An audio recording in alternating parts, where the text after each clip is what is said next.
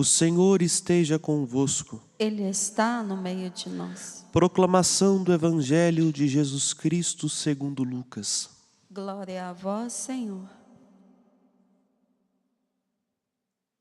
Naquele tempo, houve entre os discípulos uma discussão para saber qual deles seria o maior. Jesus sabia o que estavam pensando.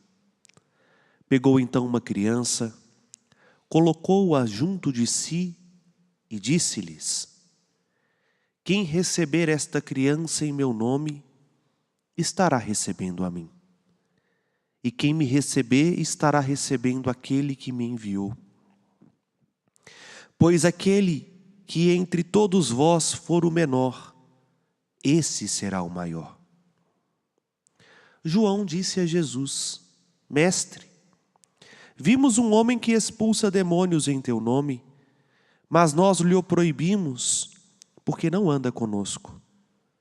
Jesus disse-lhe: não o proibais, pois quem não está contra nós, está a nosso favor. Palavra da salvação. Glória a vós, Senhor.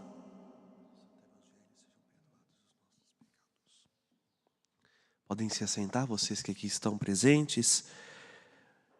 Meus irmãos e minhas irmãs, permita-me debruçar-me sobre a palavra de Deus, que foi dirigida a nós neste dia, na primeira leitura do livro de Jó.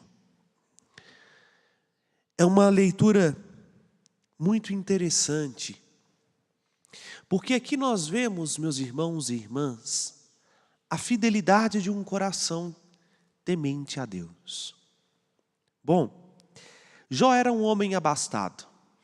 Como ouvimos na leitura, tinha uma família unida, zelosa, uma família com alguns filhos, numerosa, vamos dizer assim.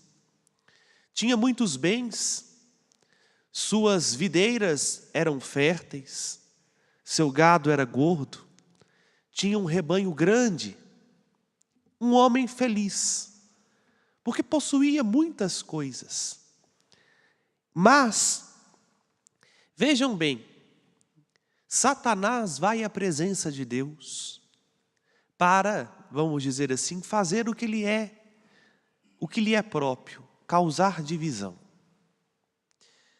Aqui, meus irmãos e irmãs, permita o Padre abrir um parênteses e dizer: se nós estamos a serviço de dividir, de contrariar, se nós não estamos buscando a unidade na nossa família, no nosso trabalho, na igreja, nós estamos a serviço de Satanás. Porque ele é o divisor por excelência. É aquele que se põe no meio para justamente se opor, se atrapalhar aquilo que está dando certo. Fechando parênteses, Satanás diz: mas é claro que Jó vai temer o Senhor. O Senhor o protege. Tudo que ele pede, o Senhor dá. Assim fica fácil temer a Deus. E Deus permite então que Satanás prove Jó. Primeira coisa que esta leitura nos apresenta: todas as provações da nossa vida não vêm de Deus. Deus não quer que nós pereçamos. E Deus não estende a mão para nos ferir. Porém, em determinadas circunstâncias, Deus permite.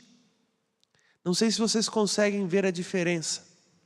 Não é que é Ele o protagonista, mas Ele permite que alguns males nos toquem, justamente para aí termos a oportunidade de comprovar que nós o amamos. Que o nosso amor a Ele é maior do que o que nós temos, é maior do que a nossa saúde, é maior do que as pessoas que amamos, é maior do que a nós mesmos. Vez ou outra nós não entendemos o porquê acontece tanto sofrimento na nossa vida. E parece que quando as coisas começam a ir por um caminho bom, aquilo ali sai do eixo e um abismo atrai o outro e vem uma série de eventos que é para nós quase que um tormento, se não um tormento de verdade. E justamente isso acontece na vida nossa e acontecerá na vida de todos.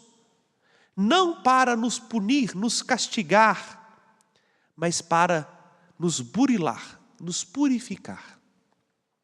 E aqui está o interessante dessa leitura. Jó perdeu tudo, mas não perdeu a fé. Que bonita esta palavra de Jó. Nu eu saí do ventre de minha mãe, e nu eu voltarei para lá. O Senhor deu, o Senhor tirou. Bendito seja o nome do Senhor. Jó não murmura, Jó não reclama, Jó não amaldiçoa. E quantas pessoas, por muito menos, começam uma ladainha de murmuração, de reclamação, e começam até mesmo a perder a fé, porque a sua fé não estava em Deus, mas estava nos benefícios que Deus pode dar. Não é uma fé de interesse, não é uma fé de verdade, mas uma fé de interesse, uma fé de conveniência. Enquanto Deus me dá os bens, eu os sirvo. Agora, se um dia eu vier a perder tudo, eu não preciso mais de Deus. E quantos mensuram a bênção a partir da felicidade que tem nesta vida? A oração de Jó tem muito a nos dizer, meus irmãos e irmãs, para perceber que se temos Deus, temos o bastante. Se temos Deus, como diz Teresa d'Ávila, temos tudo. Ele é o tudo. Ele é a medida que nós precisamos. E é justamente isso que ecoa no Evangelho de hoje.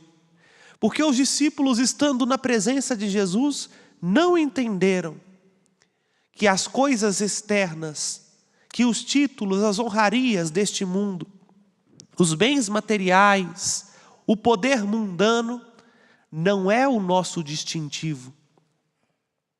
E começou uma discussão entre eles sobre quem seria o maior. Vejam, há uma humanidade muito latente aqui no Evangelho de hoje. Porque esta coisa de quem vai ser o primeiro, quem é mais importante, é uma preocupação nossa. Nunca foi e nunca será uma preocupação de Deus. Primeiro porque Deus nos ama singularmente e ama a todos com o mesmo amor. Por isso, para Deus não há os melhores ou os piores, os primeiros ou os últimos. Deus nos ama incondicionalmente. Agora nós, porque somos educados numa cultura onde o dinheiro fala mais alto e onde o cargo, a posição relacionada e atrelada ao dinheiro é o que manda, precisamos sempre nos colocar nesta postura orgulhosa de procurar ser aquilo que não somos e que nem deveríamos ser. Grandes, os primeiros, os poderosos, os que são vistos. Muitos procuram holofotes, outros procuram poder. E o que Jesus diz? Quem quiser ser o maior, seja o menor. Aqui o exemplo é da criança. E por que a criança? Em primeiro lugar, porque até hoje criança não é contada, né? Vejam, na maior parte das vezes, quando algumas pessoas vão fazer uma festa, uma recepção, não conta as crianças, como se as crianças não comessem e não bebessem também na festa, né? Conta só os adultos. Em segundo lugar, porque naquela época, as crianças não eram nem consideradas gente. Graças a Deus já evoluímos um pouquinho. E entendemos que a criança precisa ter a mesma dignidade, o mesmo respeito que os adultos. Bom, mas por que uma criança? A criança não está preocupada com dinheiro? A criança não está preocupada com aparência? A criança não está preocupada com o cargo, a função social. A criança consegue conviver bem uma com a outra, independente da cor, da religião. A criança consegue, na mesma hora que tem alguma divergência, perdoar com uma facilidade muito grande. E é por isso que a criança precisa ser um modelo. Nós precisamos ter um coração de criança. Desapegar destas bobagens, que no dia em que nós morrermos, não acrescentará nada na nossa vida. Pelo contrário, será um obstáculo para nós entrarmos no céu. E aprendermos como uma criança a confiar em Deus, que quer o nosso bem e que sabe que o nosso bem maior não está neste mundo, mas o nosso bem maior está para além deste mundo, que é a presença dele. Aprendamos com Jó a ter um coração de criança, a ter um coração confiante, mesmo nas perdas, mesmo nas dores, sendo fiel a Deus por aquilo que Ele é e não por aquilo que Ele pode nos dar. Assim, meus irmãos e irmãs, viveremos neste mundo deixando rastros do eterno e alcançaremos neste mundo aquilo que nem o dinheiro pode comprar, nem as pessoas que mais amamos podem nos dar: a verdadeira salvação, porque alcançaremos o coração de Deus. Louvado seja nosso Senhor Jesus Cristo. Com confiança apresentamos